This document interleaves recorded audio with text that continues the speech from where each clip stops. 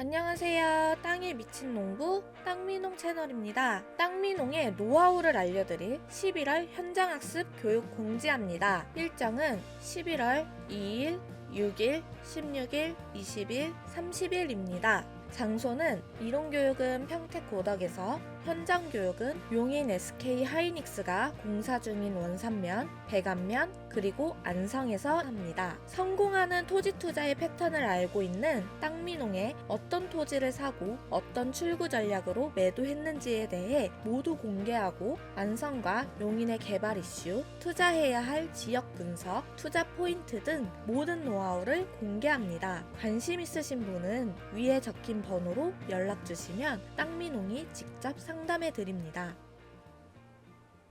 안녕하세요. 땅에 미친 농부 땅민홍입니다. SK 하이닉스의 AI 반도체는 앞으로 수요가 증가할 수밖에 없고 벌써 올해 물량은 완판이 되었다는 발표를 했습니다. 또한 내년 물량까지 판매가 거의 완료되었다는 하이닉스의 발표가 있었는데요. 3분기 순이익이 7조가 넘었다는 반가운 소식이 전해졌습니다. 연이익이 아닌 3분기 이익이 저 정도니 앞으로의 반도체 시장의 상승은 이미 예견된 사실입니다. 그렇다면 반도체 공장이 들어서는 용인, 그 중에서도 AI 반도체의 선두에 서게 되는 SK 하이닉스 공장이 들어오는 용인시 처인구 원산면과 백안면, 그리고 안성까지 그 영향을 미칠 수밖에 없다는 결론이 나옵니다. 앙드레지드가 지상의 양식에서 말한 사람은 오직 자기가 이해할 수 있는 것밖에는 아무것도 하지 못한다고 자신할 수 있다라는 이야기가 나오는데요. 이해한다는 것은 곧 스스로 행할 수 있음을 느끼는 것이라고 생각합니다. 원삼, 백암, 안성이 좋아질 것은 알겠는데 이해하지 못하시는 분들은 제가 300평 이상의 영상을 수년 전부터 올려놓았으니까요. 제 유튜브 영상에서 영상을 보시고 공부해 보시고 더 빠르게 이해하고 투자 타이밍을 놓치고 싶지 않으신 분들은 11월 땅미농의 현장학습에 참여해 보세요. 보이지 않는 미래를 보여드립니다. 그리고 내년 1분기에 땅에 미친 농부의 토지책도 나올 예정이니 관심 가져주시고요. 용인 SK 하이닉스가 들어오는 원산면과 백안면, 그리고 안성의 토지 지가 상승은 이미 예견된 사실입니다. 기장님들의 전언에 따르면 항공기 1등석에 타시는 분들은 책을 보는 분들이 많다고 합니다. 역사를 잊은 민족에게 미래는 없듯이 투자의 역사도 반복됩니다. 앞으로 일어날 개발 이슈가 있는 지역에 가장 비슷한 사례를 찾아 공부해보고 토지의 가격이 어떻게 이루어졌는지를 찾는다면 이제 부자가 될 수 있는 토지 공부는 더 이상 할 필요가 없는 것입니다. 토지는 단순합니다. 호재와 이슈, 그리고 건축 가능한 도로를 끼고 있는 어떠한 용도 지역의 땅을 사느냐입니다. 개발이 진행되고 있는 서울 세종 고속도로 인근의 토지들은 개통이 이제 불과 3달 앞으로 다가왔기 때문에 타이밍상 가격은 올랐다 하더라도 시간을 벌 수 있는 지금이 적기인 것입니다. 남들과 반대로 가는 것이 투자의 정석이라는 건 누구나 알지만 머리가 아는 것을 마음을 움직여 실행하는 사람은 1%도 안 될 것입니다. 미래는 불투명합니다. 그럼에도 불구하고 투자를 하지 않는다는 것은 투자를 하는 것보다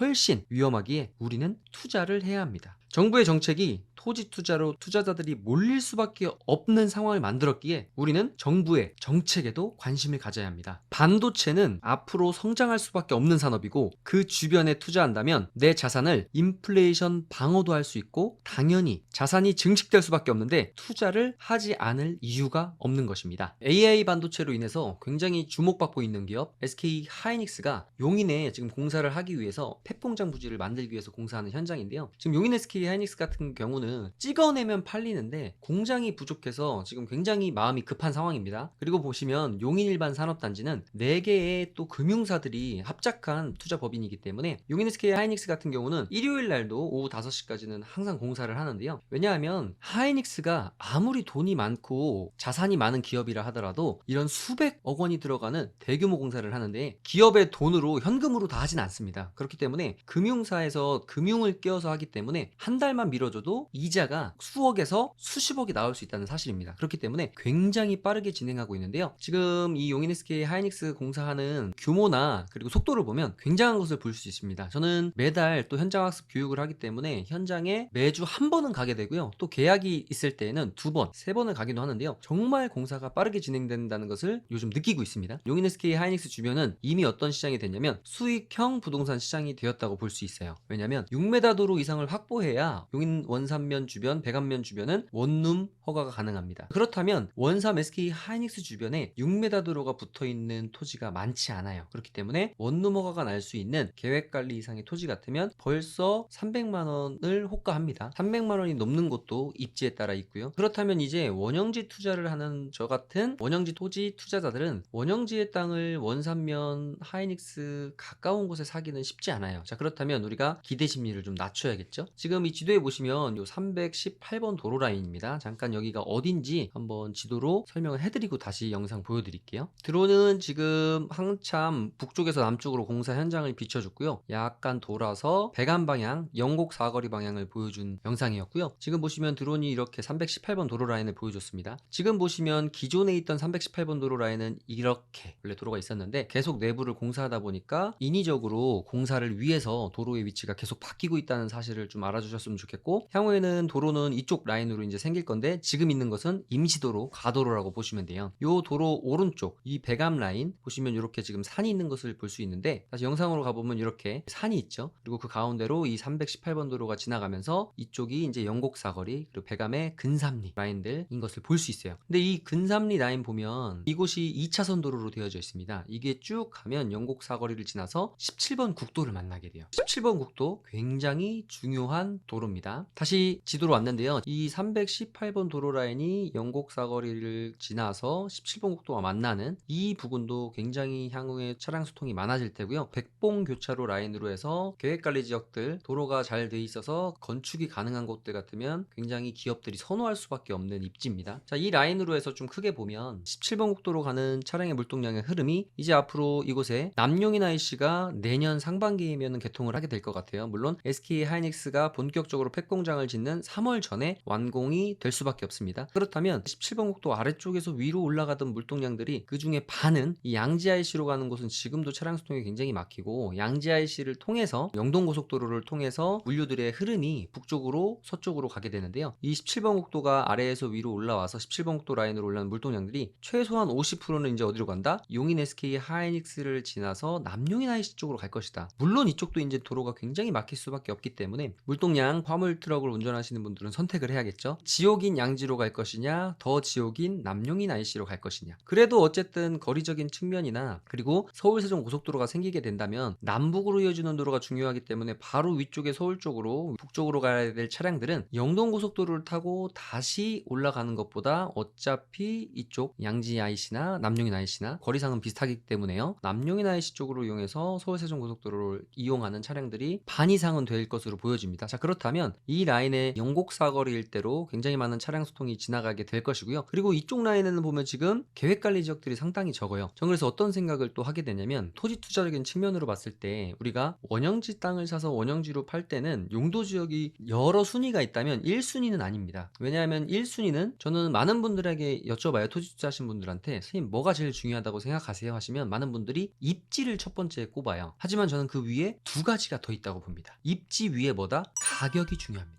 왜요? 내가 아무리 좋은 입지를 샀다 하더라도 비싼 가격에 사면 시간이 오래 걸리고 심지어 팔리지도 않는 곳들이 많기 때문에 가격을 저렴하게 사지 못한다면 비쌀 수밖에 없어요. 제가 교육할 때 예를 많이 드는데요. 선생님, 평당 1000만원짜리 땅이 있으면 쌀까요? 비쌀까요? 그럼 대부분의 분들이요, 비싸죠? 라고 얘기를 하시거든요. 그렇다면 그 땅이 만약에 서울의 강남 테헤란로 18차선 옆에 붙어있는 땅이다. 그래도 비싼가요? 라고 하시면 그건 싸죠 라고 말씀하세요. 자, 그러면 선생님, 제가 만약에 만원짜리 땅이 있어요, 평당. 그럼 그 땅은 쌀까요? 비쌀까요? 이렇게 여쭤보면요, 당연히 그 땅은 싸죠? 라고 말씀 많이 하시거든요. 그럼 제가 이렇게 물어봐요. 전라남도 강진 마늘밭인데요, 5,000원 줘도 안 사요, 사람들이. 그러면 그 땅은 만원이라 하더라도 비싸게 산 겁니다. 그렇기 때문에 입지 위에 가격이 중요하고요. 가격 위에 뭐냐면 정부의 정책이 중요합니다. 내가 아무리 잘 사도요, 정부가 정책적으로 다 막아놓으면 내 다음 사람 받아줄 사람이 받아주질 못해요. 그렇기 때문에 우리는 어떻게 해야 된다? 가격과 정부의 정책을 우선순위에 둬야 됩니다. 자, 그렇다면 이제 토지를 사는데 이게 중요한 또 핵심인데요. 기존에 이런 SK 하이닉스라든지 서울 세종 고속도로로 인해서 개발이 되는 지역들이 아니라면 용도 지역이 중요하긴 하지만 1순위는 아니에요. 왜냐하면 자, 이런 메인 도로 57번 도로라든지 325번 도로라든지 17번 도로라든지 이런 메인 도로에 붙어 있어서 허가가 나올 수 있다면 자연 녹지가 주거 지역보다도 좋을 수 있고요. 계획 관리 지역이 주거 지역보다도 더 좋을 수 있는 것이 사실이에요. 하지만 이 원삼 SK 하이닉스와 안성의 서울 세종 고속도로의 IC IC 인근들은 이제 어떻게 되냐면 실수요자들이 오게 됩니다. 실수요자들이 오게 되면 어떤 일들이 벌어지냐면 좀 더 구체적이고 디테일한 부분들을 봐요. 땅을 살 때 좀 뭉뚱그레하게 봤다면 이제 실수요자들은 어떠냐면 건물을 줬을 때 임대가 나가는지, 임대가 나가면 방 하나에 얼마가 나가는지, 원룸은 얼마, 투룸은 얼마. 자, 그럼 상가를 짓는다면 상가는 평당 얼마 정도 받을 수 있는지, 이런 것들이 중요하게 됩니다. 그럼 용인 SK 하이닉스나 서울세종고속도로 IC 인근들의 투자 포인트가 이제 뭐가 되냐면 얼마나 접근성이 가깝냐, 그리고 용도 지역이 뭐냐. 그런데 여기서 또 하나 나뉘어지는 게 뭐냐면 기존에는 계획관리지역에 만약에 원룸 업자분들이 건물을 줘서 임대를 줬을 때 평당 40만 원을 받았어요.